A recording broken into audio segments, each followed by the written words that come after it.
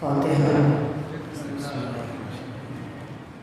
لا حول ولا قوة إلا بالله العلي العظيم.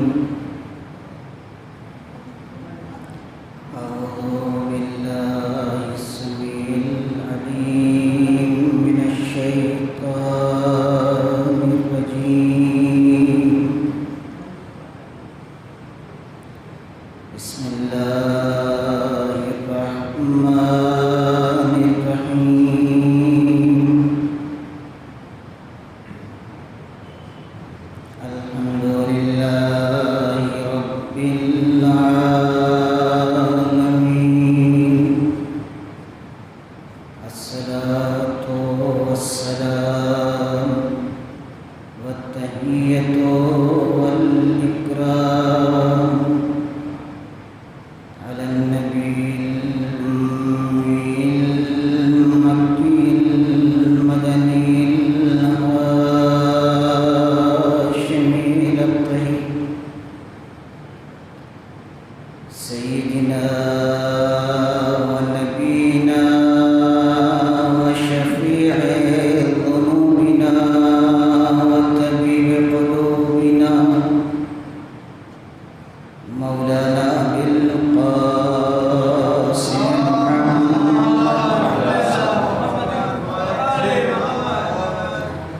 ثم الصلاة على أهل بيته الطيبين الأنجبين الهداة المهديين لا سيما بقية الله في العظيم روحي له الفداء ما بعده فقد قال الله الحكيم وهو أصدق الصادقين وقوله الحق. بسم الله الرحمن الرحيم. من المؤمنين رجال صدقوا ما عاهدوا الله عليه فمنهم من قضى نحبه ومنهم من ينتظر وما بدلوا تبديلا.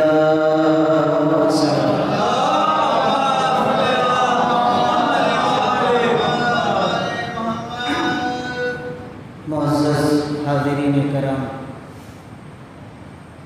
یہ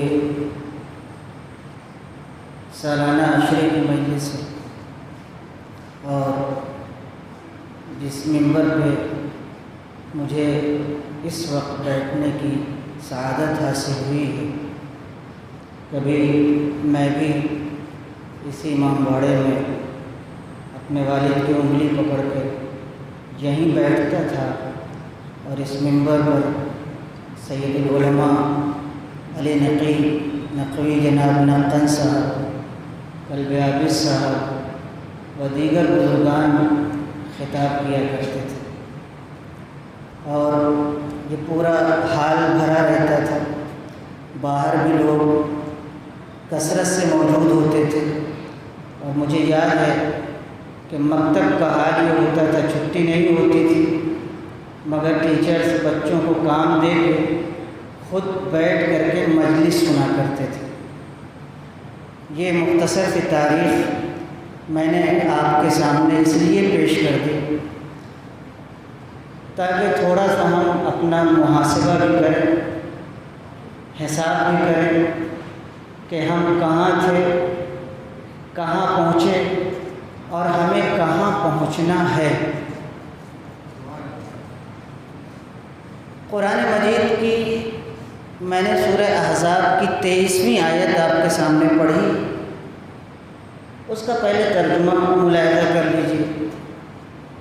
ارشاد ہو رہا ہے من المؤمنین رجال، مومنین میں سے کچھ مردان خدا ہیں جنہوں نے اپنا عہد پورا کر دیا.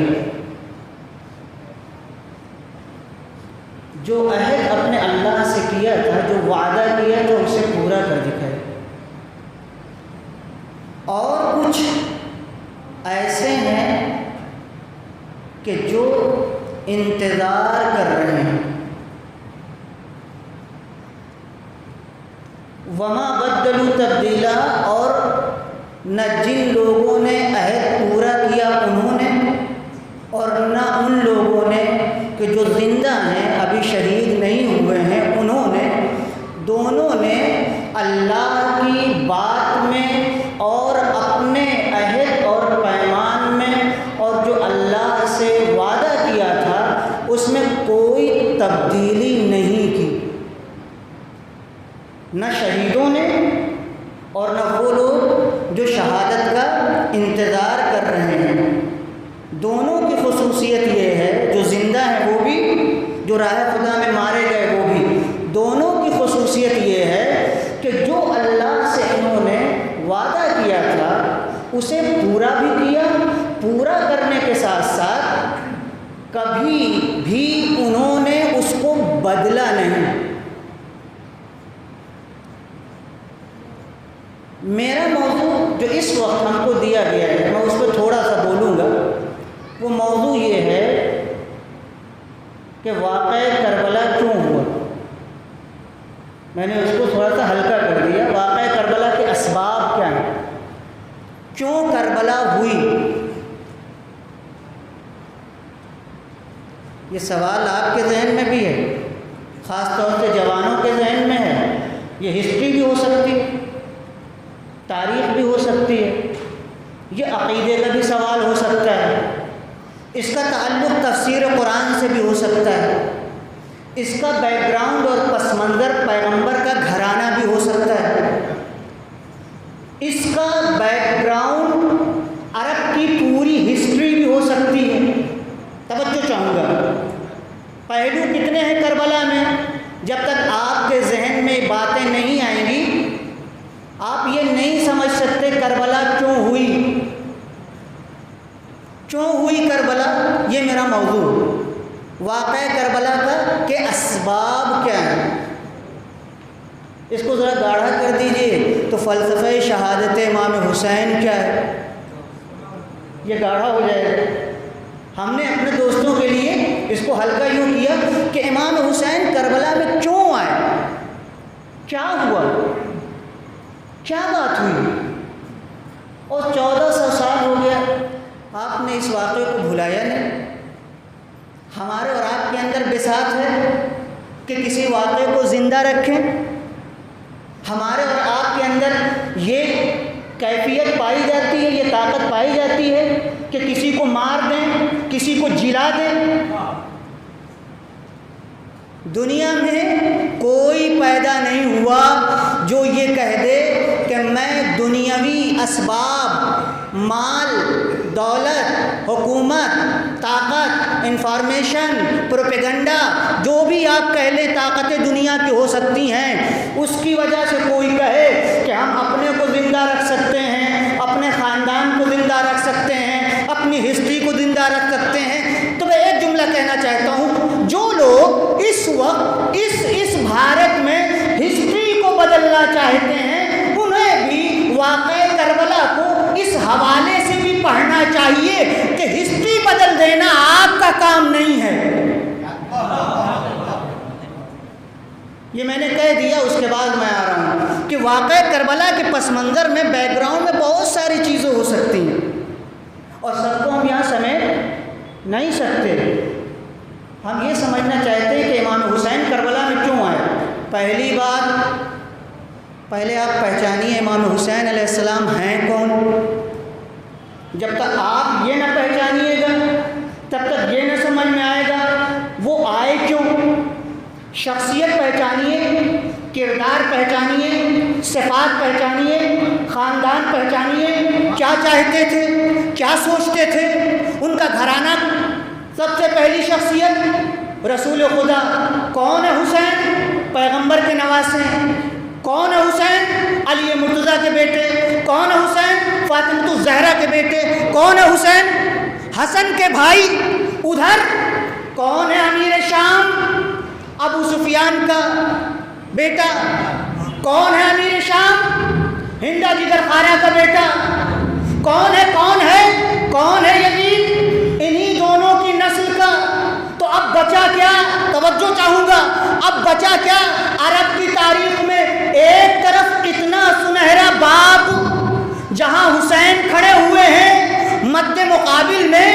جو شخص کھڑا ہوا ہے اس کے پاس کچھ بھی نہیں. ہاں ایک چیز ہے, اس کا نام پاور ہے, اس کا نام طاقت ہے. تو آج بھی پاور والے موجود ہیں.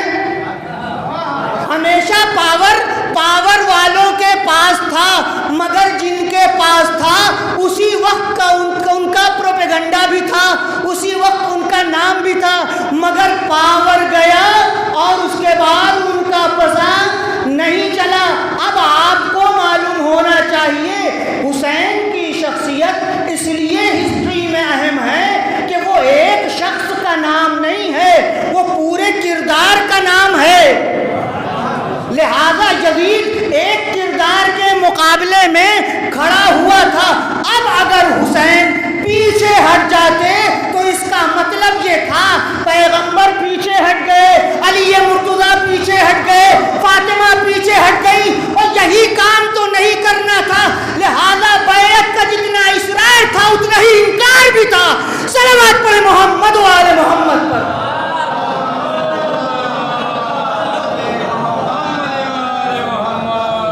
جتنا اصرار تھا بیعت پر اتنا ہی انکار تھا. یہ میں نے ذاکری کے انداز میں پڑھ دیا تاکہ آپ جگ جائیں.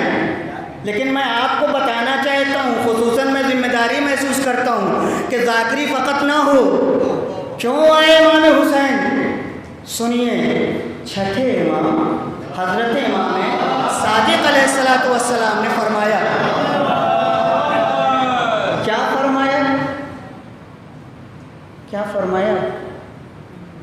ان توجہ چاہوں گا, وآل ابی سفیان اہل بیتین. شاید حدیث سنی ہو. ہم کون کہہ رہے ہیں؟ چھٹے امام. واقع کربلا کا بیک گراؤنڈ پتہ چلے گا بھی آپ کو, تب آپ کو اندازہ ہوگا فرش اعلیٰ بچھنا چاہیے کہ نہیں, تب آپ کو اندازہ ہوگا مجلس ہونا چاہیے کہ نہیں, تب آپ کو پتہ چلے گا. سنیے, تب آپ کو پتہ چلے گا اصلی وارث اسلام اس وقت دنیا میں کہاں ہیں. تب آپ کو پتہ چلے گا اصلی وارث. ہر جگہ ہے نا, نعرہ بھی ہے, لا الہ الا اللہ بھی ہے, بینر بھی لگے ہوئے ہیں, بلکہ وہ چھتر منگل داڑھیاں بھی ہیں, ایک ہولیہ بنائے ہوئے ہیں, ایک عجیب و غریب ہولیہ بنائے ہوئے ہیں. اور آپ اور ہم جو نہیں جانتے سمجھتے یہی مسلمان ہے پکا. اما داڑھی میں اسلام تھوڑی ہے, اسلام میں داڑھی ہے. آپ اگر داڑھی میں اسلام تلاش کریں گے تو داعش ہو جائیں گے, ISI ہو جائیں گے. اور اگر اسلام میں داڑھی کو تلاش کیا تو آپ شیعہ بنیں گے. تو چھٹے امام نے کہا ان و آل ابی سفیان اہل بیتین, ہم خاندان رسالت اور آل ابو سفیان دو خانوادے ہیں, دو خاندان ہیں جنہوں نے تعادینا, جنہوں نے عداوت کی, دشمنی کی. کس کے لیے؟ اللہ کے لیے. اب غور کیجئے گا, یعنی خاندان رسالت میں نے بھی اللہ کے لیے دشمنی کی, ابو سفیان کے گھرانے والوں نے بھی اللہ کی راہ میں دشمنی کی. کیسے؟ کیا اہل بیت اللہ کی راہ میں دشمنی کریں گے؟ آگے خود کہتے ہیں قالو صدق اللہ, ہم نے کہا اللہ نے جو کچھ کہا وہ سچ ہے. انہوں نے کہا اللہ نے جو کچھ کہا وہ جھوٹ ہے. توجہ چاہوں گا. اب دیکھیے دو فکر بنی. واقعہ کربلا کیوں نمودار ہوا؟ اس لیے نمودار ہوا دو خاندان کا جھگڑا نہیں تھا, دو شہزادوں کا جھگڑا نہیں تھا, ستے کی بات نہیں تھی, حکومت کی بات نہیں تھی, سیاست کی بات نہیں تھی, دو آئیڈیالوجی کی بات تھی, دو فکر کی بات تھی, دین اسلام کی بات تھی. دو خاندان پیدا ہوئے, ایک اللہ کا خاندان تھا, ایک شیطان کا انتخاب کر کے شیطانی خاندان بنا. دونوں نے راہ خدا میں حملہ کیا, ایک شیطان کے راستے پر, ایک اللہ کے راستے پر. یزید یہی تو کہہ رہا تھا, وہاں سے کچھ نہیں آیا, یہ بنی ہاشم کا ڈھونگ تھا۔ چھٹے امام نے بتایا جو کچھ اللہ نے بھیجا فقط ہم اس پر یقینی نہیں پھیلاتے ہیں، اور جب تک یہاں رہے گی حیات اس وقت تک ہم اس دنیا میں قتل ہوتے رہیں گے اور اسلام کو پھیلاتے رہیں گے۔ یا آپ اس کو سمجھیے، فلسفہ کربلا یہ ہے۔ پہلا نظریہ مطالبہ بیعت۔ کیوں کربلا ہوئی؟ اس لیے کہ یزید نے طلب کیا کیا؟ بیعت۔ کس سے؟ امام حسین سے۔ ایک بات بتائیے، آپ اتنی مجلس سے سنتے رہتے ہیں، امام حسین السلام صحابی تو مانے جاتے ہیں نا مسلمانوں میں؟ صحابی مانے جاتے ہیں، ہم لوگ امام مانتے ہیں۔ السلام علیکم، تشریف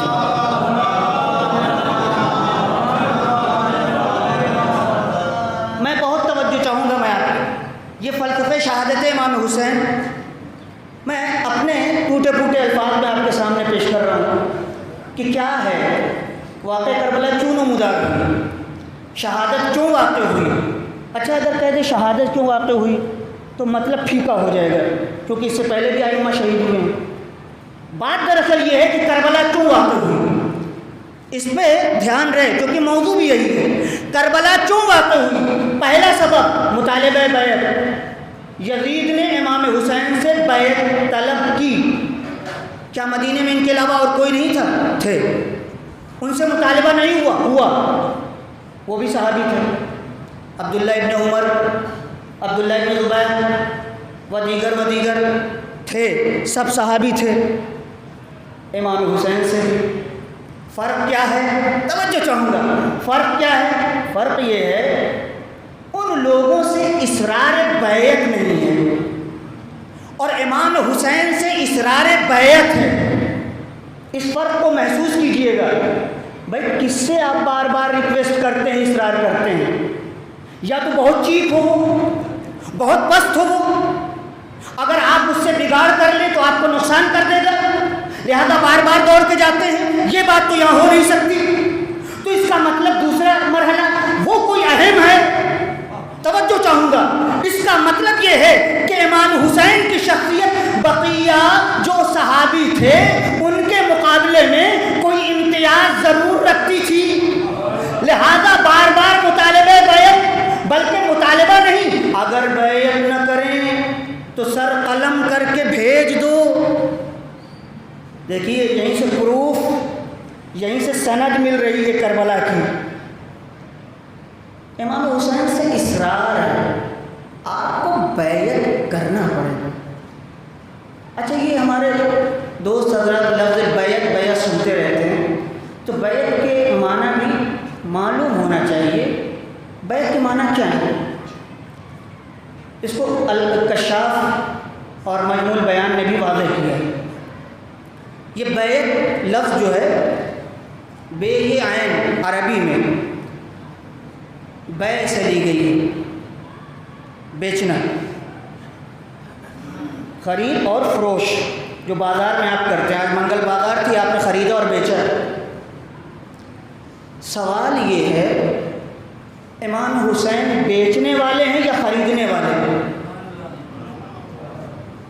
سوال یہ ہے کہ حسین ابن علی بیچیں گے یا خریدیں گے؟ بھائی اگر آپ کے پاس کوئی آ رہا ہے پیسہ لے کر کے تو اس کی حیثیت آپ کے مقابلے میں کیا ہے؟ اس کا مطلب مال آپ کے پاس ہے، وہ خریدار ہے۔ کون آیا خریدنے؟ کون آیا؟ یزید۔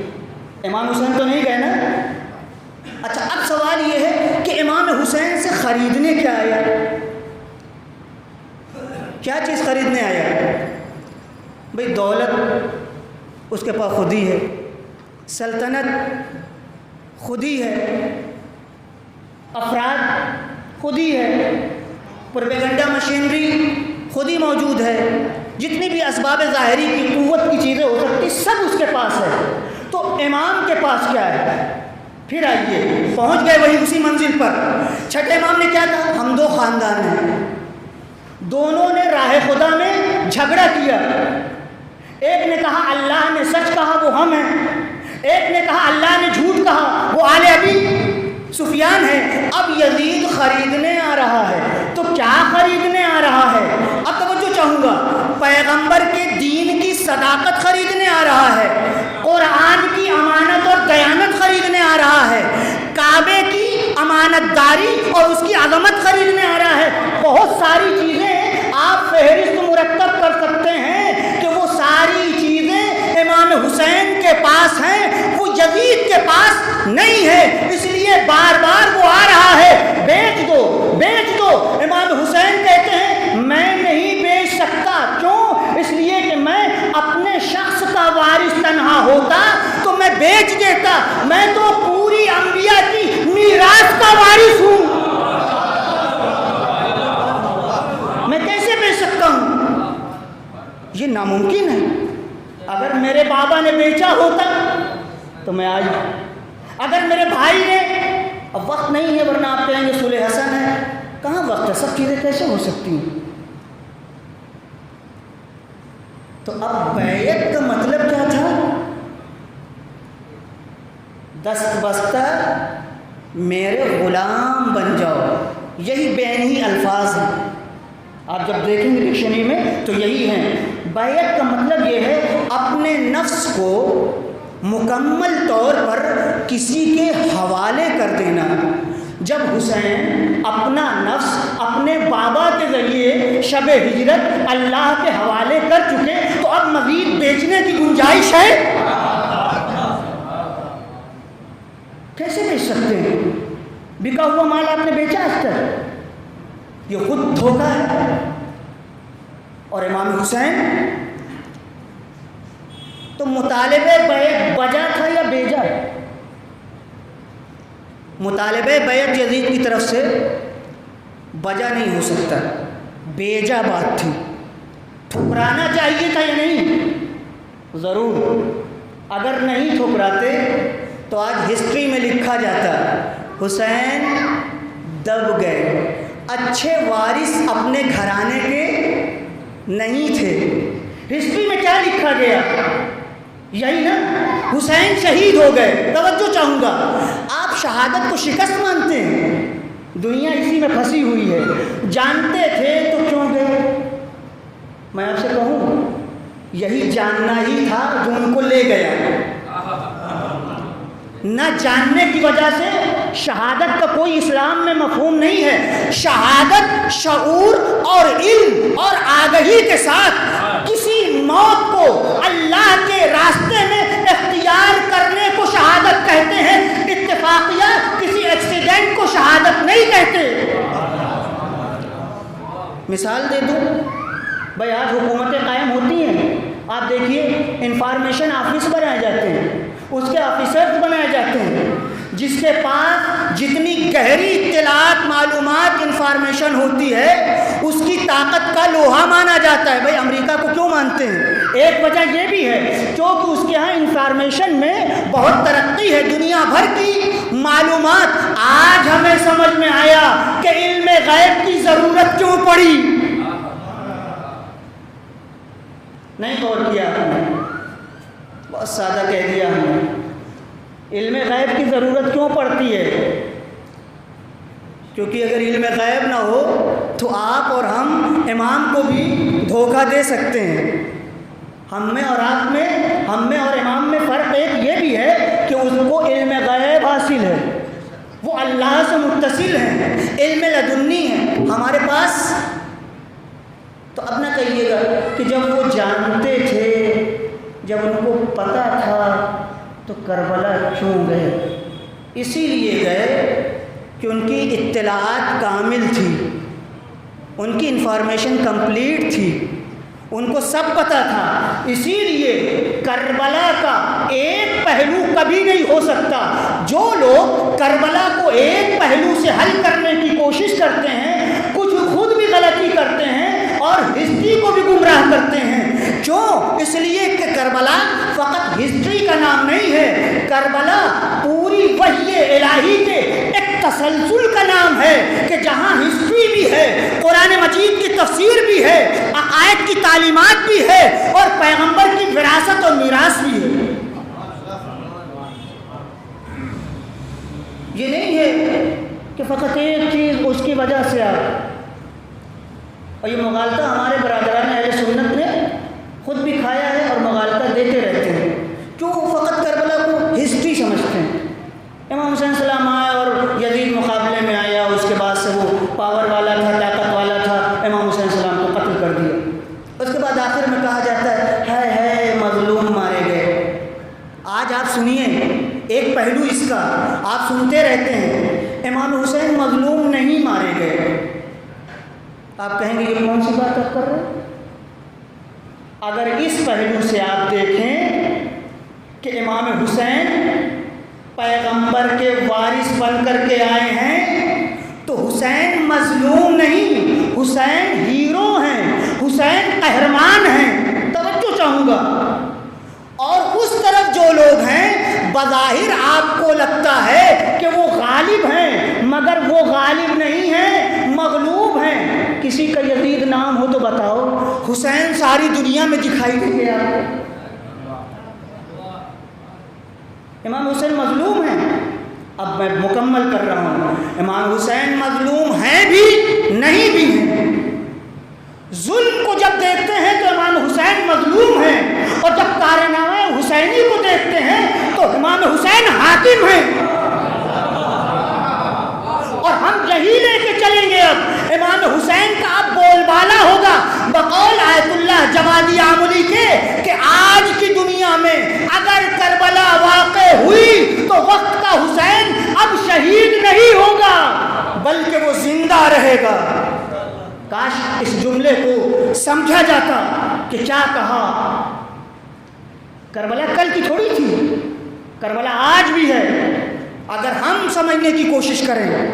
کل کے حسین ابن علی تھے جو خاندان رسالت سے تعلق رکھتے تھے، مگر جاتے جاتے خود کہا تھا وَلَكُمْ فِيَّ أُسْوَةٌ، اے میرے دوستو، اے مسلمانوں، میں حسین قتل ہو کر کے دنیا سے جا رہا ہوں، مگر یہ میں بتائے دیتا ہوں میری شہادت، میری زندگی تمہارے لیے نمونہ عمل ہے۔ آج دنیا میں جب حزب اللہ سامنے آئی، قاسم سلیمانی سامنے آئے تو یقین ہو گیا حسین زندہ ہیں، ان کے سپاہی زندہ ہیں۔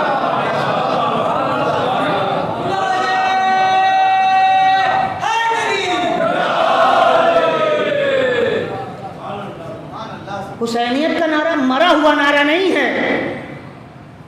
آپ زندہ ہونا چاہیں تو حسینیت آج زندہ ہے اور آپ کو زندہ کرنے کے لیے 100 بار تیار ہے۔ آپ زندہ ہونا چاہیں، آپ اور ہم، آپ نہ ہونا چاہیں، ارے بھائی یہی مجلس میں تھکے ہوئے ہوں آپ، ہم لا کر آپ کو چٹکلے سنائیں، قصے سنائیں، کہانی سنائیں، تو جب آپ تھکے ہوئے ہیں تو آپ جگ نہیں سکتے، کیونکہ ایک رکاوٹ موجود ہے۔ آپ پہلے تھکن دور کیجیے، سو کر کے آئیے، آرام کر کے آئیے، اور اس کے بعد یہاں بیٹھیے، اور بیٹھنے والے کا بھی ہدف ہو ہم یہاں پہ جو باتیں کہیں گے وہ ہسٹری سے کہیں گے، تاریخ سے کہیں گے، قرآن سے کہیں گے، اسلام سے کہیں گے۔ ہماری نیت یہ ہو، آپ کی نیت یہ ہو کہ جو کچھ ہم سنیں گے اگر لائق عمل ہوگا تو اس میں ہم کم سے کم اپنی ذات پر عمل کر کے دکھائیں گے۔ جس دن یہ دو نیتیں آپس میں ٹکرائیں ایک نیا فارمولہ وجود میں آئے گا، اور جب آپ کی نیت الگ میری نیت الگ تو ایسے کتنے اشرے ہو جائیں ہمارا وطن تبدیل نہیں ہو سکتا۔ اچھا میری بری عادت ہے یہ کہ ممبر پہ ذرا سا میں بہت واضح گفتگو کرنے کی کوشش کرتا ہوں، بالکل چھو کر کے، اور یہ کہیں نہیں ذہن میں ہوتا خدا نہ خواستہ کسی کے اوپر رکھ کر کے گفتگو کروں، یہ تو میرے ذہن سے نکل چکا بہت پہلے۔ اسلام کا پیغام احیاء کا پیغام ہے۔ احیاء جہاں سمجھتے ہیں عربی کا لفظ ہے، احیاء کا مطلب ہے کہ جو مر گیا ہو اور اس کے اندر کچھ رمق باقی ہو، کوئی شخص آئے جس کے دل میں پاکیزگی ہو، زبان میں آلودگی نہ پائی جاتی ہو، علم مکمل ہو، عقائد آلودہ نہ ہوں، اور وہ آنے کے بعد اپنے انفاس قدسی کے ذریعے سے اس ادھمرے انسان کو اس کی جگہ سے جسمانی نہیں روحانی طور پر زندہ کر دے اور اسے احساس دلا دے تم آدمی ہو، تم انسان ہو، ابھی تک تمہاری زندگی حیوانی زندگی تھی، آج سے انسانی زندگی شروع ہو رہی ہے۔ اور آپ یقین رکھیے کربلا کی جاذبیت یہی ہے، جاذبیت یہی ہے۔ اب میں واقعہ بھی نقل کر دوں جو کسی کا قصہ نہیں ہے، خود میرے ساتھ۔ میں ایران میں کام سے گیا تھا، یہاں حضرات بیٹھے ہوئے جانتے ہیں مرکز وہاں کے اوپر ہے بعض مرکز، اور جو باہر کے طلباء کے کام کو دیکھتی ہوں، تو وہاں طلباء آتے ہیں اپنا کام آفس میں کراتے ہیں چلے جاتے ہیں، تو میں بھی اپنے کام سے گیا تھا۔ توجہ چاہوں گا میں آپ کی، دیکھیے امام حسین السلام زندہ کرتے ہیں کہ نہیں؟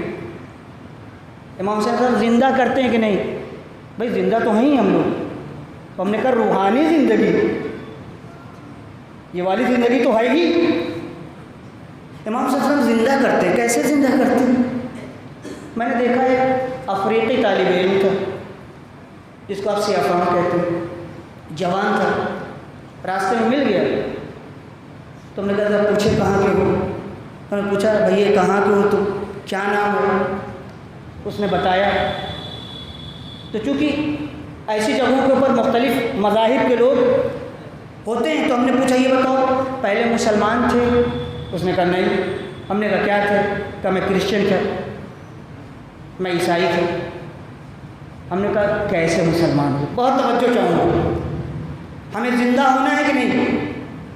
اسی فرش اعلیٰ سے، امام حسین سے، اسی تذکرے سے، یہی جو مجلسیں ہم لوگ سنتے ہیں۔ اس نے کہا میں پہلے عیسائی تھا۔ ہم نے کہا کیسے مسلمان ہوں؟ کہ میں رہنے والا مڈغاسکر کا ہوں، افریقہ کا ایک ملک ہے مڈغاسکر، جس کو مڈغاسکر بھی کہتے ہیں۔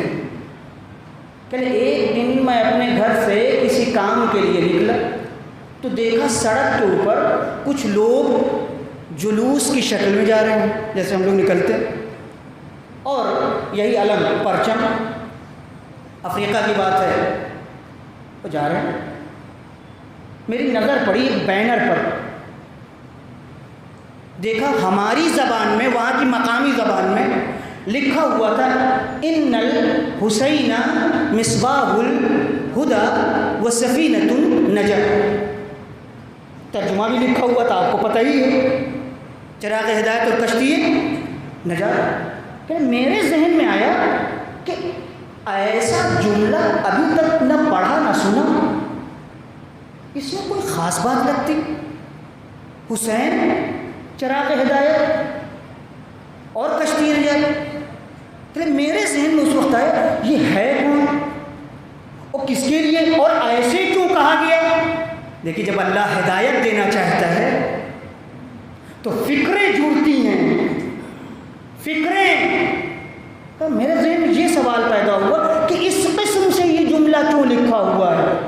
جملے لکھنے کے انداز ہمارا اس پر سلام ہو، یہ ہو، وہ، آپ جو الیکشن ہوتا ہے جملے آپ سب دیکھتے ہیں کیسے کیسے ہوتے ہیں، کہ یہ بالکل ہٹ کے جملہ۔ تو میرے ذہن میں سوال یہ تھا کہ اس قسم سے کیوں لکھا ہوا ہے؟ اب میں کام بھول گیا، میں نے سوچا پوچھوں، ڈھونڈنے لگا، کسی سے پوچھا کہ یہ کیا لکھا ہوا؟ انہوں نے کہا یہ کہ ہے کیا؟ تو وہ بیچارہ خود بھی نہیں جانتا تھا۔ ہاتھ پکڑا اور لے کے جو مولانا وہاں تھے امام جماعت، ان کے پاس لے کر کے آئے۔ اچھا مولانا، بہت توجہ چاہوں گا، جو اس نے بتایا مولانا بھی لگتا ہے کہ یعنی سائیکالوجسٹ تھے، ماہر نفسیات تھے۔ وہ دیکھا جیسے ہی آیا، اس نے اس طرح سے جملہ جب دہرایا پھر وہی بات، تو انہوں نے کہا یہ ہمارے پیغمبر کا فرمان ہے، اتنا کہا کہ پیغمبر کون ہے، تھوڑا سا بتایا۔ اب اس کے اندر تجسس، کہنے لگا کہ آپ ہم کو اور بتائیے۔ انہوں نے کہا تم بہت بڑی ہسٹری تاریخ کی بات مجھ سے ایک لمحے میں پوچھنا چاہتے ہو، اب یہ پورا پروگرام ہے، تم کل آنا۔ یہ طالب علم مجھ سے کہہ رہا ہے کہ میرے دل میں ایک آگ تجسس کی، رات بھر میں پریشان رہا کہ یا اللہ کیا ماجرا ہے، کیا میں نے پڑھا، کیا لکھا ہوا۔ اب پیغمبر کی صداقت پہ ایمان لائیے، کیسی باتیں، آپ شیعہ پیدا ہوئے ایسے ہی کہ جیسے کوئی مچھلی پانی میں ہو اس کو احساس نہ ہو، مگر جو باہر ہیں وہ تشنا ہیں، جب انہیں پانی مل جاتا ہے تو زندگی کا احساس کرتے ہیں۔ کہ میں رات بھر سو نہیں سکا، پریشان، صبح اٹھ کر کے گیا، اس کے بعد میں ان سے ملا، انہوں نے مجھے کتابیں دی، میں نے کتابیں پڑھنا شروع کیا۔ اب جو کتاب میں نے پڑھا تو شخصیت امام حسین سے آشنا ہوا۔ اب میں جملہ بدل کے کہنا چاہتا ہوں، امام حسین سے آشنا نہیں ہوا، ابھی تک مردہ تھا، حسین نے اپنے ذکر سے اسے زندہ کر دیا۔ صلوات پڑھیں محمد والے محمد۔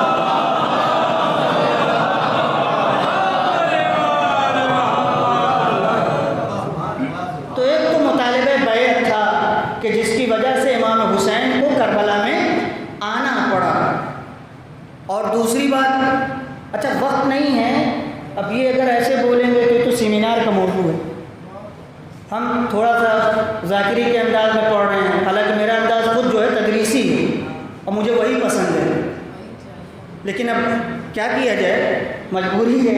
ایک مرتبہ صلوات پڑھیں محمد والے محمد۔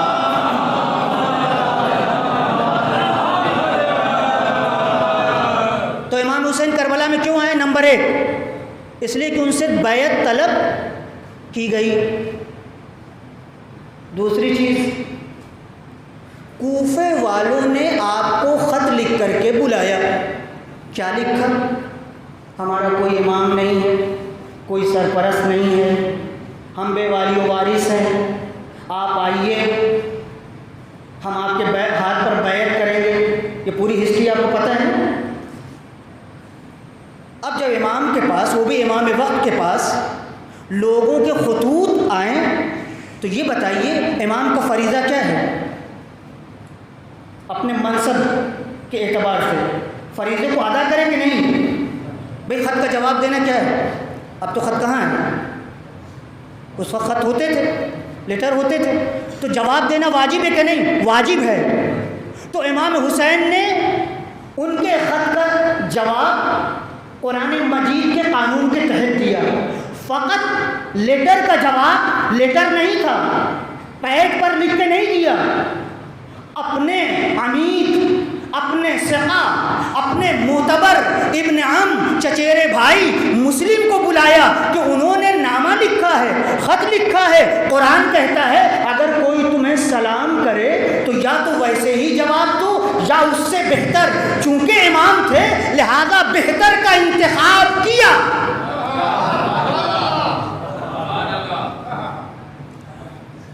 مسلم تم کو جانا ہے، جائزہ لینا ہے، اطلاع دینا ہے، مجھے اپنے فریضے پر عمل کرنا ہے۔ دوسرا سبب کربلا میں آنے کا، کوفے والوں کی دعوت، کوفے والوں نے بلایا۔ اچھا ایک بات اور سن لیجئے، کوفے سے 2 طرح کے خط آئے، اس کا ذکر کرنا ضروری ہے، بزرگان علماء طلباء سے معذرت کے ساتھ اگر میں وضاحت کر رہا ہوں، آپ کے لیے نہیں، آپ کو پتہ ہے، میں اپنے دوستوں کے لیے جو ہمارے ہمسن ہیں میں ان کے لیے کہہ رہا ہوں۔ یہ کہا جاتا ہے کوفے والوں نے خط لکھا، کوفے والوں نے بے وفائی کی، کوفے والے ایسے ویسے۔ پہلی بات آپ سن لیجئے، کوفے والوں پہ یوں انگلی اٹھانا لا علمی کی علامت ہے۔ یاد رکھیے تاریخی اعتبار سے کوفہ شہر وہ کوفہ شہر ہے کہ اسلام نام پر اگر کوئی چیز وہاں آئی ہے سب سے پہلے تو وہ شیعت آئی ہے، کوئی اور اسلام نہیں آیا ہے، یعنی علوی اسلام آیا ہے، اس کے علاوہ کوئی اسلام نہیں آیا ہے۔ لہذا کوفے کے لوگ سب سے مخلص، پکے دوست، صحابی کس کے؟ علی کے قرار چارپائے، لہذا کوفے کے جتنے اصحاب مخلص پیدا ہوئے اور عراق اور عرب میں کہیں اہل بیت کے ایسے چاہنے والے نہیں پیدا ہوئے، اس لیے کوفے کو ہم متہم نہیں کر سکتے، پہلی بات۔ دوسری بات، بے وفائی کی، کس نے بے وفائی کی؟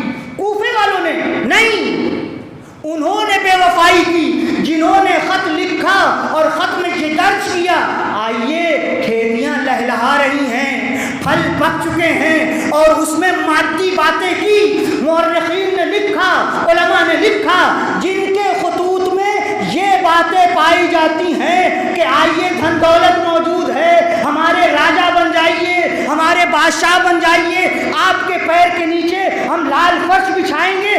وہ لوگ اصل میں یزیدی تھے، وہ چاپلوس تھے کہ اگر ادھر ہو جائے ستا تو ہمارے لیے گنجائش رہے، ادھر ہو جائے اگر بادشاہت تو ہمارے لیے گنجائش رہے۔ تو ہاتھ میں کوفے میں دو طرح کے لوگ تھے، جنہوں نے امامت کے لیے بلایا تھا، جنہوں نے رہبری کے لیے بلایا تھا، انہوں نے وفاداری کا ثبوت دیا، اور جنہوں نے امامت کے لیے نہیں بادشاہت کے لیے بلایا تھا، وہی کربلا میں جمع ہوئے تھے قتل حسین کے لیے۔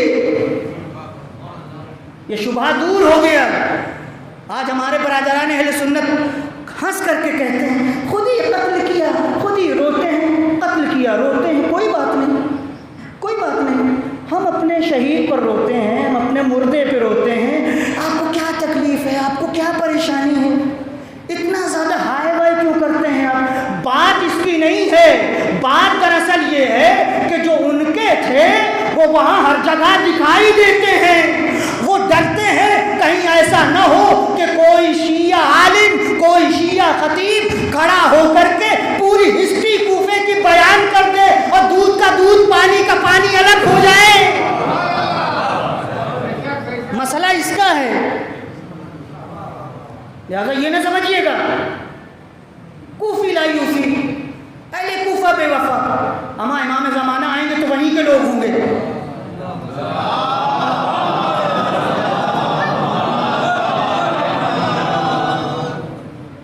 کوفہ وہ شہر مقدس ہے کہ اہل بیت اس سے عشق کرتے ہیں، عشق محبت کرتے ہیں،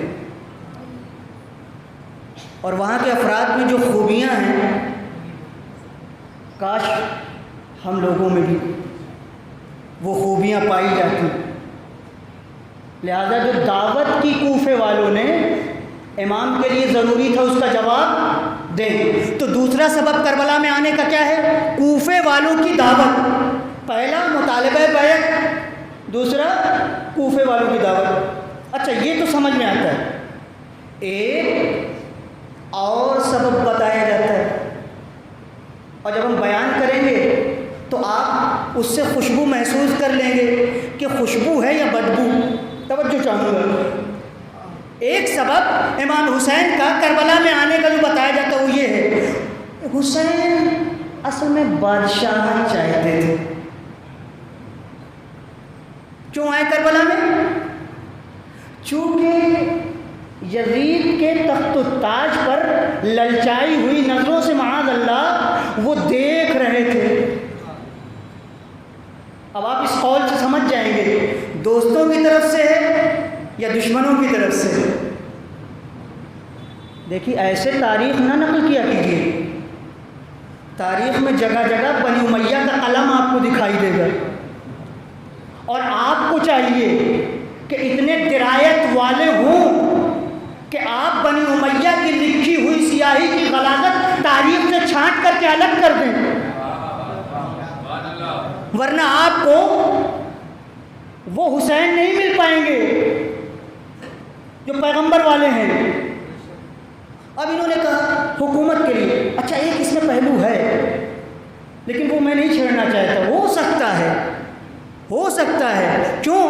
اس لیے کہ حکومت کے ایک معنی یہ ہے کہ پورا نظام اسلام دنیا میں قائم ہو، لیکن میں کیا کروں؟ میں جب انصاف کے قلم سے تاریخ میں لکھے ہوئے اس جملے کو پڑھتا ہوں تو ذہن ادھر زیادہ متوجہ نہیں ہوتا کہ لکھنے والا اس لیے کہہ رہا ہے کہ حسین کا مخلص ہے، بلکہ لکھنے والا اس لیے کہہ رہا ہے تاکہ حسین کی شبیہ کو خراب کرے، ورنہ حکومت تو آل محمد کا حق ہے۔ لیکن یہ کیوں لکھ رہا ہے؟ اس لیے لکھ رہا ہے تاکہ آئندہ حسین اور یزید میں کوئی فرق نہ رہ جائے، ارے بھائی وہ بھی حکومت کے لیے لڑ رہا تھا، یہ بھی حکومت کے لیے لڑ رہے تھے، کیا بڑی بات ہو گئی؟ تو یہ قول تو نہیں ہو سکتا۔ کیوں نہیں ہو سکتا؟ اس میں بھی بحث کی ضرورت ہے۔ دیکھیے ایک بات ہے، جو حکومت کے لیے دولت کے لیے جاتا ہے پھر وہ آخر تک چاہتا ہے زندہ رہے، تاکہ جب وہ حکومت ہاتھ میں آئے تو اس پر براجمان ہو، بیٹھے اور دنیا میں اپنی شخصیت کو پیش کرے۔ تو یہ قول تو ہو ہی نہیں سکتا۔ اور بھی باتیں ہیں، میں سب چھوڑ کے کہہ رہا ہوں۔ 3 بات ہو گئی۔ چوتھی چیز، ایک قول اور ہے، کچھ لوگوں کا خیال ہے اس لیے امام حسین کربلا میں آئے۔ اب میں اپنے الفاظ میں کہہ رہا ہوں، تاریخ کو ذرا سا، ہم بننے کے لیے، ذاتی مفاد کے لیے۔ پہلے کیسے کہا؟ حکومت، پھر کیسے کہا؟ ذاتی۔ بات وہی ہے، تھوڑا بدل دیا ہے، بات وہی ہے، تھوڑا الفاظ چینج کر دیا ہے۔ اچھا کیوں ایسے چینج کیا جاتا ہے؟ آپ پڑھے لکھے ہیں، آپ سمجھ سکتے ہیں، مگر عام ذہن اس کو محسوس نہیں کر سکتا۔ آج بھی یہ مغالطہ دنیا والوں میں اور عام طور سے مسلمانوں میں پایا جاتا ہے، اور یہ القاء کیا جاتا ہے، تقریروں میں کہا جاتا ہے 2 شہزادوں کی جنگ۔ اصل میں ہم نے پہلے بتایا 2 شہزادوں کی جنگ نہیں تھی، 2 آئیڈیالوجی کی جنگ تھی، ایک دین کی جنگ تھی، 2 فکر کی جنگ تھی۔ اصل میں اسلام اور آل ابو سفیان کی جنگ تھی۔ آپ نے غلط کہا، آپ نے ہسٹری کو گمراہ کرنا چاہا۔ ان کو کیا ضرورت تھی؟ وہ تو اتنا زکوٰۃ نکال دیتے تھے کہ تاریخ لکھتی ہے کہ زیادہ تر لوگ مدینے کے غریب اور فقیر انہی کے دروازے پہ آیا کرتے تھے۔ تو جس کے کھیت کی زکوٰۃ، جس کے غلے میں اتنی برکت ہو کہ اہل مدینہ کھائیں بھی اور بتائیں بھی، توجہ چاہوں گا، تو پھر وہ یزید کے تخت کی لالچ کیوں کرے گا؟ بات دراصل یہ تھی کہ امام حسین نے اپنے آباء و اجداد کی وراثت سے یہ بات سمجھ لیا تھا کہ اگر یزید کو ہم نے اسی طرح اس تخت پر بیٹھا ہوا چھوڑ دیا تو آئندہ تاریخ میں اسلام اور خلافت دونوں ایک چیز ہو جائے گی، پھر کوئی یہ فرق محسوس نہیں کرے گا شہنشاہیت کیا ہے اور اسلام کیا ہے۔ ضرورت امام حسین سمجھ رہے تھے، اور سمجھ کر کے جتنے بھی اپنے ساتھی آنے والے تھے سب سے کہہ رہے تھے میں موت کے لیے جا رہا ہوں، میں شہادت کے لیے جا رہا ہوں۔ امام حسین نے کسی کو دھوکے میں نہیں رکھا، اور یہی تو ایک حقیقی رہبر کی پہچان ہوتی ہے کہ مصیبت میں سب سے پہلے خود مصیبت کو اپنے اوپر لیتا ہے اور اپنے چاہنے والوں کو تاریکی میں کہیں نہیں رکھتا، بلکہ اس کی مجبوری سے فائدہ اٹھانے کے بجائے چاہتا ہے کہ اختیار اس کے ہاتھ میں رہے۔ اسی لیے شب عاشور شمع گل کر دی تھی کہ فقط اپنے اصحاب نہیں، گھر کے لوگ بھی چلے جائیں، اختیار ان کے ہاتھ میں رہے۔ یہ طاقت ہے امام حسین کی، یہ معنویت ہے امام حسین کی، اور یہیں سے پتہ چلتا ہے 2 فکر کی لڑائی تھی۔ ادھر جمع کیا جا رہا تھا دھوکے سے، پیسہ دے کر کے، دھمکی دے کر کے، اور ادھر کہا جا رہا تھا جاؤ ہم نے بیعت اٹھا لی، جاؤ ہم نے بیعت اٹھا لی۔ اس کے بعد جب چراغ روشن ہوا تو سب اپنی جگہ کے اوپر بیٹھے ہوئے تھے۔ ہم نے اس تاریخ کو پھر دیکھا دہراتے ہوئے، جو ہم سے بزرگ ہیں یا جو ہمارے سن کے ہیں وہ جانتے ہیں کہ کربلا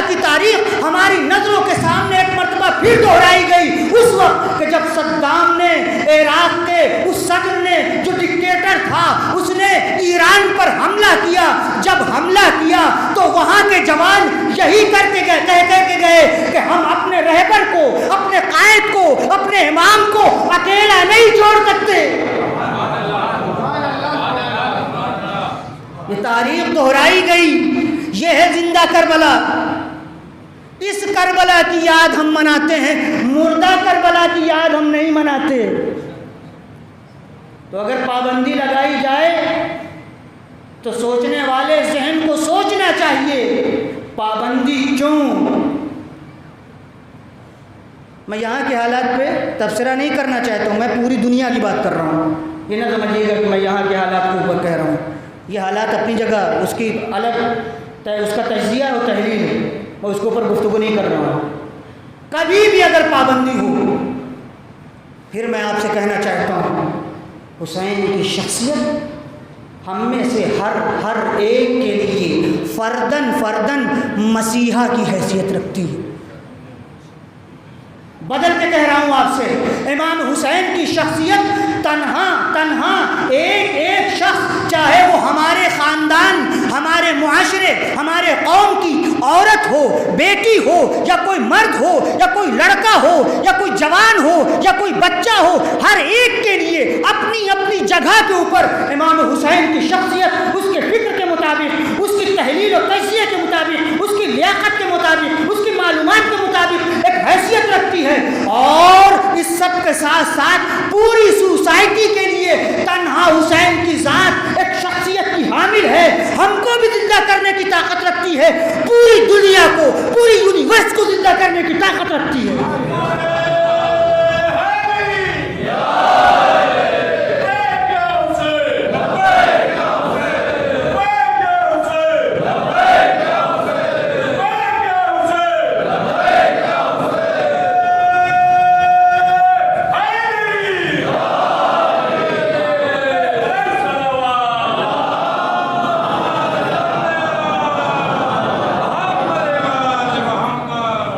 یہ برج نارائن چربت کا شعر یہاں پہ نہیں کام آئے گا کہ زندگی کیا ہے عناصر میں ظہور ترتیب، موت کیا ہے انہیں اجزاء کا پریشان ہونا۔ یہ زندگی، یہ مادی زندگی چربت نے کہا ہے۔ روحانی زندگی، وہی ذہنیت روحانی زندگی تک پہنچ سکتی ہے جس کی فکر میں کہیں پہلے سے روحانیت پائی جاتی ہے، اور وہ بھی اسلامی روحانیت، ٹیڑھی میڑھی روحانیت نہیں، ناقص روحانیت نہیں، یوگا والے نہیں، ہاں یہ نہ سمجھیے گا۔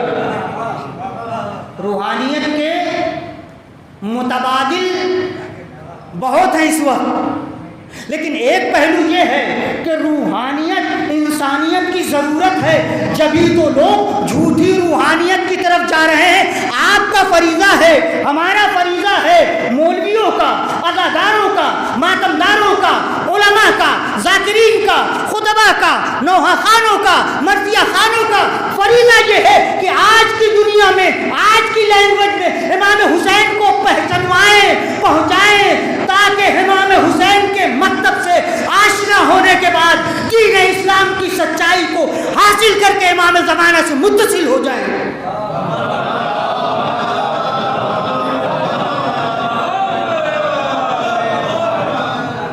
میں آپ کو لے آیا فلسفہ شہادت سے، ایسے شعر پڑھیے کہ ذہن جاگنے لگے، ایسے مرثیے پڑھیے کہ بدن میں ہرہری پیدا ہو جائے، ایسے شاعر بنیے کہ جب پوچھا جائے کمین یہ کیا لیے ہوئے ہو، تو وہ یہ نہیں کہتا کہ یہ شعر کی ڈائری ہے، کمین اسدی کہتے ہیں اپنی موت کی بساط اپنے کاندھوں پر لیے ہوئے ہوں۔ کیا معنی ہیں؟ کمین تم تو شاعر ہو، یہ کیا لیے ہوئے ہو؟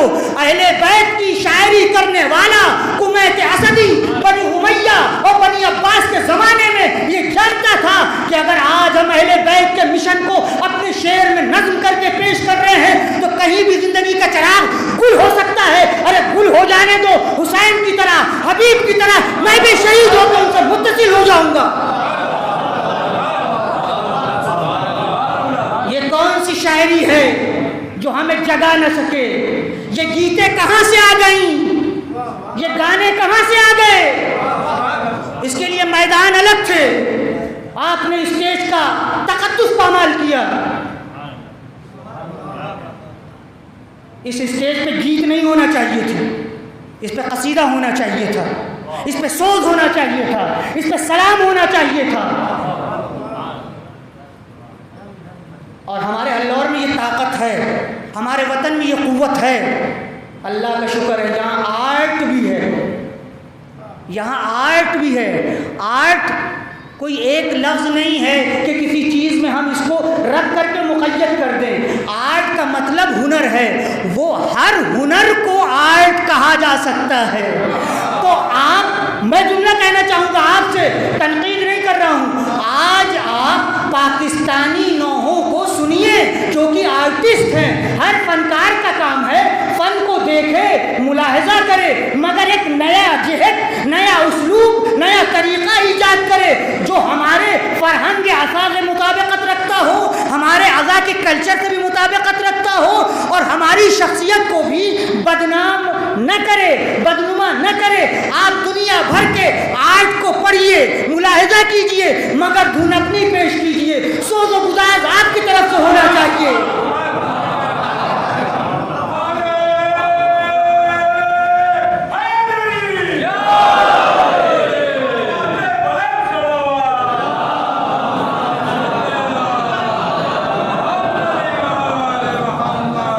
دنیا کے اسٹیج الگ ہیں اور اسے آپ شمار نہیں کر سکتے. ایک اسٹیج دنیا میں سب سے الگ تھلگ ہے جہاں پر بیٹھنے اور سننے والے ہنسنے کا بھی سلیقہ جانتے ہیں، رونے کا بھی طریقہ جانتے ہیں. اور میں آپ سے کہنا چاہتا ہوں، جو رونے کا سلیقہ نہیں جانتا وہ ہنس بھی نہیں سکتا. جس کو رونا آتا ہے وہی صحیح معنوں میں ہنستا بھی ہے اور اسی کو ہنسنے کا حق بھی ہے. منطق قرآن مجید کی یہ ہے کہ قرآن کہتا ہے زندگی میں ہنسی بھی ہونا چاہیے، مگر اپنی زندگی کو ہنسی سے مالا مال نہ کر دو. صبح سے شام تک ہنستے رہو. فَلْيَضْحَكُوا قَلِيلًا وَيَبْكُوا كَثِيرًا. تھوڑا بہت ہنس لو تاکہ زندگی میں خوشحالی آ جائے، مگر زیادہ رو کیوں؟ تاکہ پتہ چلے کہاں سے آئے ہو، کہاں جانا ہے، کیا لے کر کے جا رہے ہیں. ارے اسی ایک جملے میں پوری کربلا کی ہسٹری سمٹی ہوئی ہے. یا بنی کرام، امام حسین نے عاشور کے دن اپنے ساتھیوں سے جب موت کا یقین ہو گیا تو کہا، اے میرے کرامت والوں، اے میرے گرامی ساتھیوں، اے میرے شرافت مند ساتھیوں، یاد رکھو الموت قنطرۃ، موت تو ایک پل ہے اس دنیا سے گزر جانے کا جو 4 دن کی ہے، ختم ہو جائے گی. کہاں مگر تم کو پہنچائے گی؟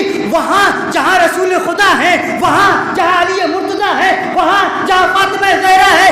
یہ زندگی جو 4 دن کی ہے اسے چھوڑ دو، ابدی زندگی کا سودا کر لو.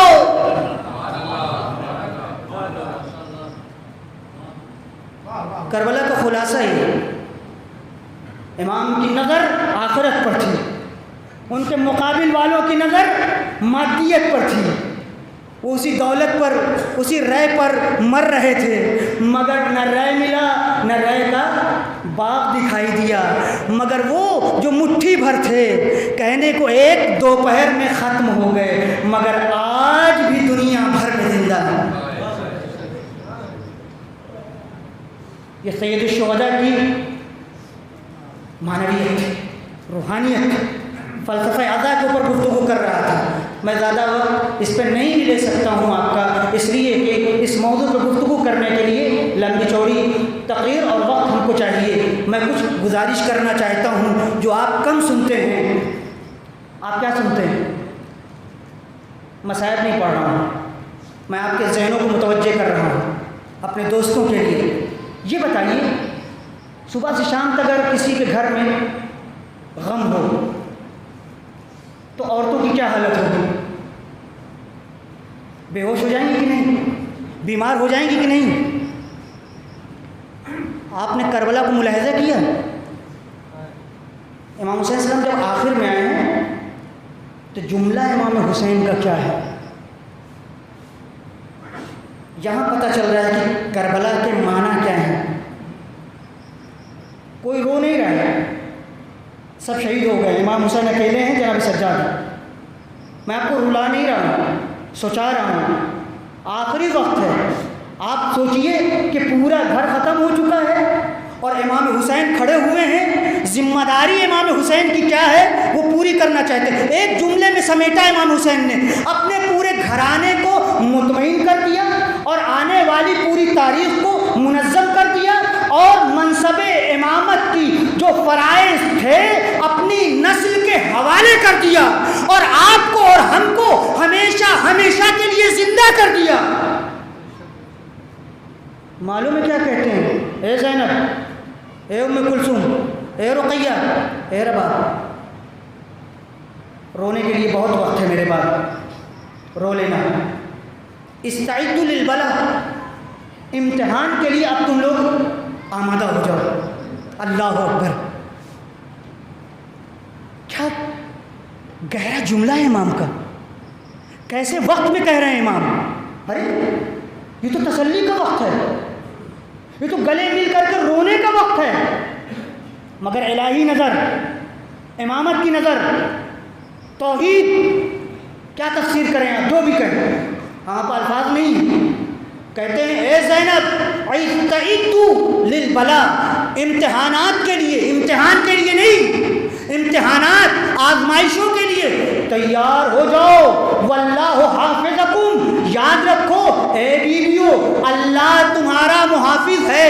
ہم تو گھر والوں کو ہمیشہ محافظ سمجھتے ہیں، دعا یہی دیتے ہیں والی و وارث کا سایہ رہے، خاندان والے رہیں، گھر والے رہیں، اہل محلہ رہیں، مگر امام یہاں کہتے ہیں میرے بعد اللہ تمہارا حافظ ہے۔ اے بیویو سن لو، یہ شہادت تمہارے لیے، یہ اسیری تمہارے لیے ذلت کا سبب نہیں بنے گی، تمہاری عزت کا سبب بنے گی اور ہمارے دشمنوں کی ذلت کا سبب بنے گی۔ اور یاد رکھو ہماری شہادت کے بعد جب تم لوگ اسیر کی جاؤ گی اور کشا کشا پھرائی جاؤ گی تو اللہ ہمارے دشمنوں کو مختلف عذابوں میں مبتلا کرے گا، لہذا گھبرانے کی ضرورت نہیں ہے۔ حسین نے جاتے جاتے پوری کربلا کی ہسٹری کو ایک لفظ میں محفوظ کر دیا۔ اے چاہنے والوں، اگر تم سمجھنا چاہتے ہو کہ کربلا کیا ہے، اگر تم سمجھنا چاہتے ہو کہ تمہاری یہ زندگی کیا ہے، تو یاد رکھو ہر حال میں تمہارے سر پر اللہ ہے، اسی کے راستے میں تمہیں رہنا ہے۔ چاہے مجھ جیسا حسین اور اس کے خاندان والے قتل کر دیے جائیں، اسیر کر دیے جائیں، اگر یہ فکر پیدا ہو گئی تو یاد رکھو کوئی طاقت تمہیں دنیا میں شکست نہیں دے سکتی۔ کہاں ہے یہ فکر؟ کہاں ہے یہ متفکرین؟ کہاں ہیں ایسے سوچنے والے؟ کہاں ہیں ایسی بیویاں؟ آج ہم جب کہتے ہیں جناب زینب کی طرح بنو تو مذاق اڑایا جاتا ہے، ارے جناب زینب، تو جناب زینب کربلا میں کیوں آئی تھی؟ کس نے کہا آپ معصوم بن جائیے؟ کس نے کہا آپ ان کی طرح سے عبادتیں کیجیے؟ مطلب یہ ہے جتنا آپ کے اندر گنجائش ہے اس کو لیجیے، اس پر عمل کیجیے، تب گھر کے جھگڑے آپ کو دوسرے انداز سے دکھائی دیں گے، تب گھروں میں نفاق ختم ہو جائے گا، تب سوسائٹی میں افتراق نہیں ہوگا۔ ویسے ہی نہیں ہوگا کہ جیسے مختلف جگہوں کے کربلا میں جمع ہوئے مگر ایک حسین کی آواز پر، چاہے وہ عیسائی ہو مسلمان ہو جاتا ہے، عثمانی مسلک ہو علوی مسلک ہو جاتا ہے، دشمن ہو دوست ہو جاتا ہے۔ کیوں؟ اس لیے کہ ہدف بلند ہے، اسلام آگے آگے ہے، قرآن کی تعلیمات آگے آگے ہے۔ اے میرے دوستو، یہ میں کوئی اڑتی ہوئی چڑیا پکڑنے کی کوشش نہیں کر رہا ہوں۔ ہم نے دیکھا کہ ایک فقیہ اٹھا، ایک عالم اٹھا، اٹھنے کے بعد اپنے قوم کے بکھرے ہوئے شیرازے کو فقط اس بات پہ جمع کر لیا۔ اگر آج آپ 99% ایران میں جی رہے ہیں تو کل محشر میں جناب سیدہ نے پوچھا کہ تم لوگ 99% شیعہ تھے، یہ بتاؤ تم شیعہ اسلام کیوں نہ لا پائے، تو تمہارا کیا جواب ہوگا؟ فقط امام خمینی نے اپنی قوم سے یہی جملہ کہا تھا مگر کیا کہنا وہ بیدار قوم، کیا کہنا وہ باشعور قوم، کیا کہنا ان نوجوانوں کا، سن لیجئے، جن کے ہاتھوں میں شراب کی بوتلیں تھیں، وہ لوگ جو سٹے بازی کرتے تھے، وہ لوگ جو جوا کھیلتے تھے، وہی امام حسین کی ابا کے دامن کو تھام کر کے آئے۔ اگر ہمارا بوڑھا فقیہ للکار کر کے کہہ رہا ہے تو آج ہم توبہ کر کے ویسے ہی آ جائیں گے جیسے کربلا میں اصحاب حسین تھے۔ ایران کی تبدیلی ایسے تھوڑی آئی ہے، 41 سال ہو گیا انقلاب کو۔ ہمارے والد مرحوم اس وقت گئے تھے تو بتایا کرتے تھے جب ہم ایران گئے تھے تو شراب کی دکانیں روٹیوں کی دکانوں سے زیادہ تھیں۔ شیعہ نہیں تھے کیا؟ یہ ایرانی جو ابھی موجود ہیں ان کے ابا اماں شیعہ نہیں تھے، سب شیعہ تھے۔ ہوا کیا تھا؟ یہی خطرہ آج ہماری سوسائٹی کو ہے۔ ہم بدل رہے ہیں، کیوں؟ اس لیے کہ کلچر بدل رہا ہے، اس لیے کہ ٹیکنالوجی بدل گئی ہے، ایسی ایسی چیزیں ہاتھ میں آ گئی ہیں۔ میں اپنے دوستوں سے کہنا چاہتا ہوں یہ موبائل آپ کے ہاتھ میں ہے، یہ ٹیکنالوجی آپ کے ہاتھ میں ہے، آج دیکھنا ہے کہ جب ہم بستر پر جائیں تو یہ موبائل جیتتا ہے یا ہم جیتتے ہیں۔ آج ہم کو دیکھنا ہے۔ اما آپ کا ارادہ ایک چھوٹا سا پلاسٹک کا سامان یا فائبر کا سامان، لوہے کا سامان آپ کا اپنے اختیار میں لے لے اور آپ کو بالکل سے مسلوب الاختیار کر دے، مغلوب کر دے، جو چاہیے دیکھیے، جیسے چاہیے، چاہے آنکھ خراب ہو، چاہے صحت خراب ہو، چاہے معاشرہ خراب ہو، چاہے آپ خراب ہو۔ یہ کیا ہے؟ یہ کیا چیزیں ہیں؟ اس کا مطلب امام حسین السلام کو نہیں سمجھ سکے۔ اسی لیے امام حسین نے فجر کے وقت علی اکبر کو اٹھایا تھا جبکہ مؤذن موجود تھا، مسروق، مگر آج نوبت بدل گئی۔ صبح عاشور قیامت تک رہے گی۔ علی اکبر آج تم اذان دو گے تاکہ تمہاری یہ اذان فجر کی ہوا کی دوش پر سوار ہو کر کے حلار اور دیگر جو شیعوں کی بستیاں ہیں وہاں پہنچے اور وہ بتائے حسین کا کڑیل جوان صبح فجر میں نماز کے لیے اٹھتا تھا۔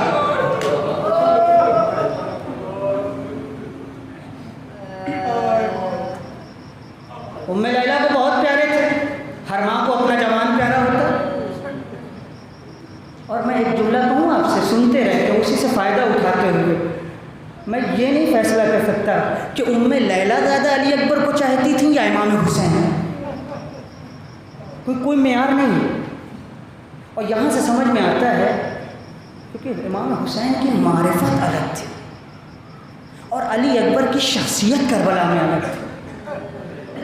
تنہا وہ شہید ہے کہ جیسے ہی بابا کی خدمت میں آیا بابا نے فوراً اجازت دی، کیوں؟ اپنا بیٹا ہے نا، اپنا بیٹا ہے، باپ کا اپنے بیٹے پہ اختیار ہے۔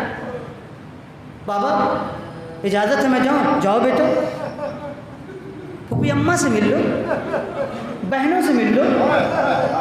اللہ اکبر۔ میرے دوستو، اللہ آپ کو کسی غم میں نہ رلائے۔ میں نے بہت وقت لے لیا، میں معذرت چاہتا ہوں، بس زحمت تمام کر رکھا۔ کہاں آئے؟ خیمے میں۔ کون؟ شبیہ پیغمبر، کون؟ رسول خدا کی تصویر۔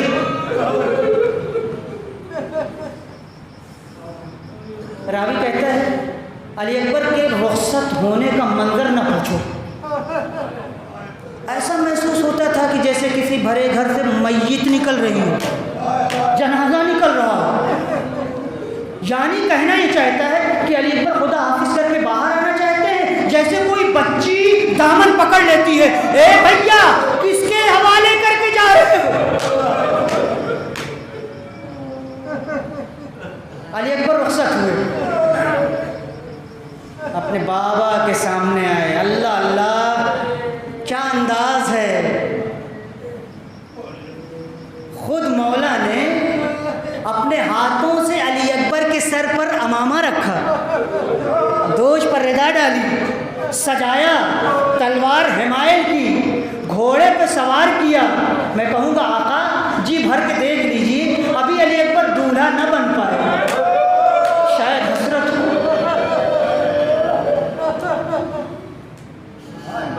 آقا دیکھ لیجیے، اب علی اکبر واپس نہیں آئیں گے، گھوڑے پہ سوار کر دیا، سنیں گے؟ کہتے پروردگارہ تو گواہ رہنا،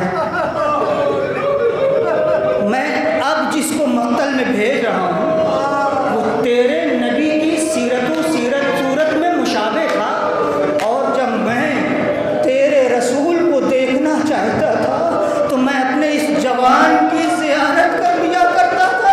اس کے بعد والا جملہ بہت بے چینی پیدا کرتا ہے، ایک بددعا بھی معلوم ہوتا ہے کہ امام حسین کے دل میں کسک کتنی تھی۔ ایک مرتبہ عمر سعد کو خطاب کر کے کہا پروردگارہ عمر سعد کی نسل کو منقطع کر دے، اس نے میرے جوان علی اکبر کو مجھ سے جدا کر دیا۔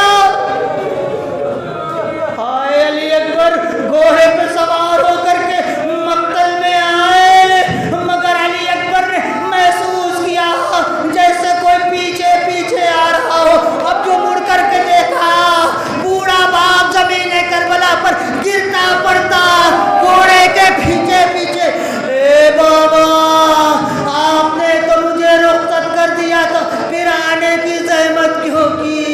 ایک مرتبہ حسین سیدھے ہوئے، کمر کو سنبھالا، اے علی اکبر ایک مرتبہ سینے سے اور لگا لوں، علی اکبر جوان ہو، کاش صاحب اولاد ہوتے، پھر تم کو پتا چلتا ایک باپ کے دل میں بیٹے کی کتنی محبت ہوتی ہے۔ وَسَيَعْلَمُ الَّذِينَ ظَلَمُوا أَيَّ مُنقَلَبٍ يَنقَلِبُونَ۔ پروردگار تجھے واسطہ ہے محمد و آل محمد، ہماری اس مختصر سی مجلس کو قبول فرما لے۔ پروردگار جو کچھ کہا اور سنا ہے اس پر عمل کرنے کی توفیق مرحمت کر۔ اے میرے مالک اسی طرح یہ عزاداری اور پرفروغ طریقے سے قائم رہے۔ پروردگارہ بطفیل محمد و آل محمد ہمارے جوانوں کو آخری زمانے کے فتنوں سے محفوظ کر، علماء اعلام کا سایہ ہمارے سروں پر قائم اور دائم رکھ، بیماروں کو شفائے کامل و عاجل عطا فرمائے، مقروضین کے قرضوں کو ادا فرمائے، مرحومین کی مغفرت فرمائے، جوانوں میں علم و عمل کا جذبہ پیدا کرتے، عورتوں کے اندر عفت و پاکدامنی پیدا کرتے، بزرگوں میں وقار پیدا کرتے، اس بیماری کو جو دنیا میں اس سے ختم کرتے، ہمارے امام کو ہم سے ملا دے اور ہمارے رفتار و کردار سے ان کو راضی و خوش ہوں۔